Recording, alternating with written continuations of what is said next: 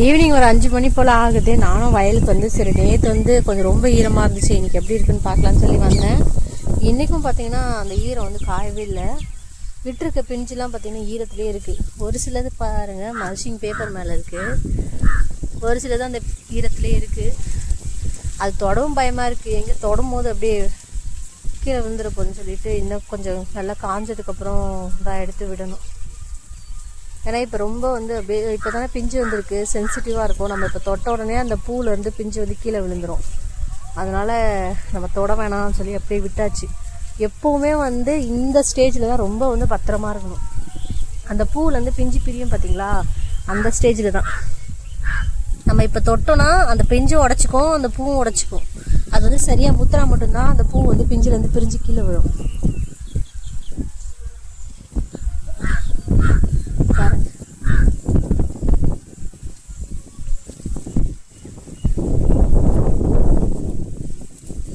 இங்கே பார்த்தீங்களா, இதுதான் வந்து பிஞ்சு கொட்டுறது.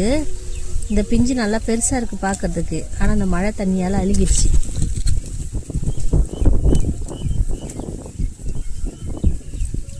பூ கருகிச்சா இந்த மாதிரி தான் ஆகும். மழை பட்டுடுச்சுன்னா இப்படி ஆகிடும்.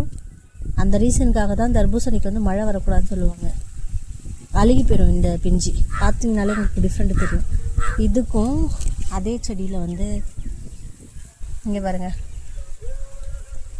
இந்த பிஞ்சு எப்படி இருக்கு,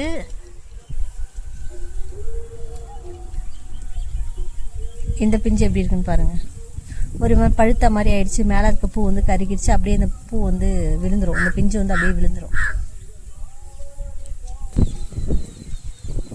உள்ளெல்லாம் நடந்தே போக முடியாது. அப்போ வந்து என்ன சொல்லுவாங்க தெரியுமா, இதுக்கு மேலே நடந்து போனால் குழந்தையோட தொண்டையை மிதிக்கிற மாதிரி அர்த்தம்னு சொல்லுவாங்க.